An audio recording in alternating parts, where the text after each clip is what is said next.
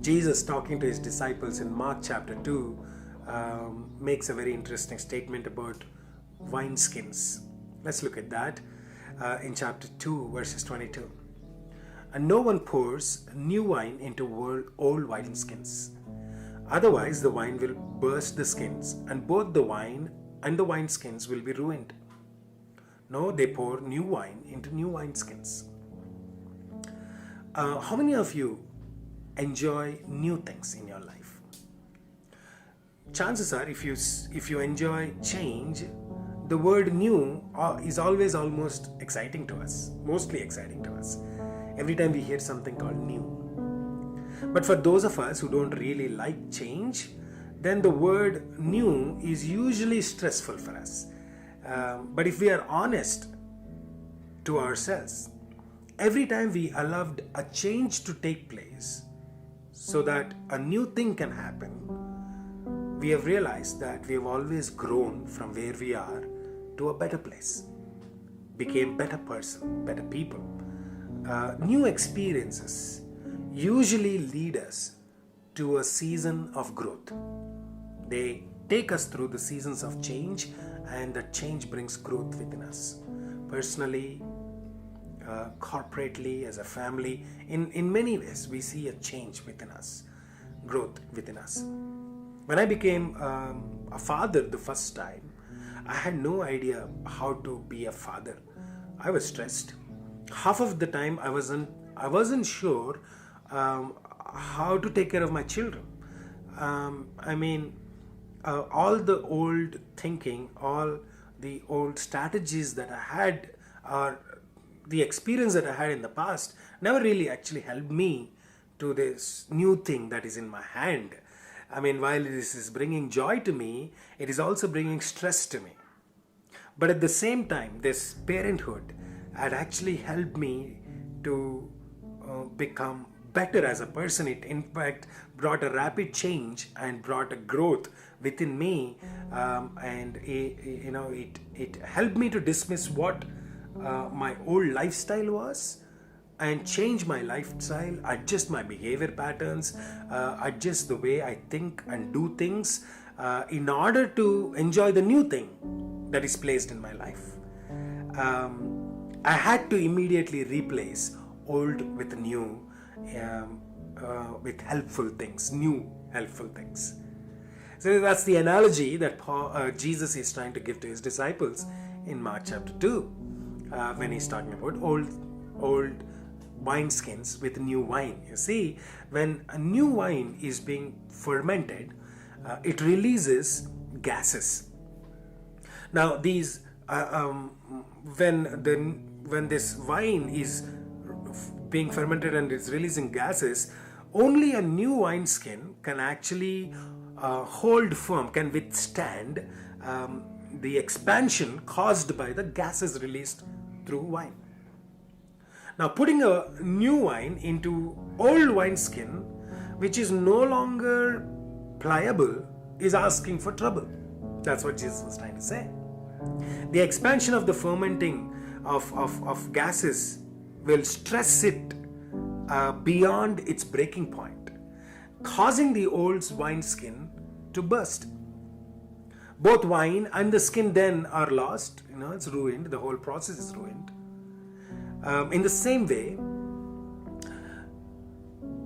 we cannot have a fresh experience of God with old mindset.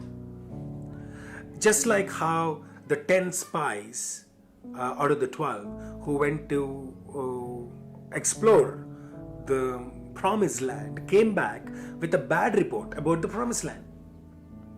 God had new territories, new conquests in mind for Israel, for all these Hebrews who are now coming from Egypt to enter into the promised land. But then the 10 spies saw themselves as grasshoppers and continued on with this slavish mentality.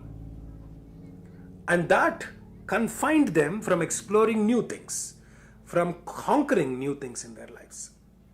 Their actions, in fact, brought a great setback, not only for them, but the entire generation that could have actually enjoyed new things in their lives. You see, sometimes we allow our old mindset, old way of thinking, old way of looking at life and people keep us from moving forward and explore new things that God is asking us to explore and enjoy and experience. Today, this is why the Bible tells us that our minds need to be constantly renewed by meditating on God's Word. In the book of Romans, chapter 12, Paul was exactly making the same point to us, asking us to renew our mind, constantly being transformed into a different person. I urge you, brothers and sisters, in the view of God's mercy, to offer your bodies as living sacrifice, holy and pleasing to God. That's a change of heart. This is your true and proper worship. But then, not just the heart transformation. We talked about heart transformation yesterday. Not just the heart transformation. Do not conform to the pattern of this world, but be transformed by the renewing of your mind. Then you will be able to test and approve God's will, what God's will is, His good, pleasing, and perfect will. So here is the point. It's not just a change of heart. It's necessary for us to have a change of mind. If we don't change the way we think, we will find it difficult to have the courage to explore new things, to attempt new things. But it is unless you explore and attempt new things in your life, how can you experience the new season? You can't. And that's why the challenge for you today is to ask yourself, what are the areas and circumstances in your life that you feel never change?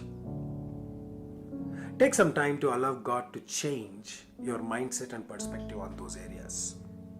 You know, sometimes we tend to give up on new things because we think what we have right now doesn't change. And that mindset keeps us from moving forward. So what are those areas of your life and that you need to allow God to bring about a change? Mindsets. What are some new things that you can attempt for God? Think about that too.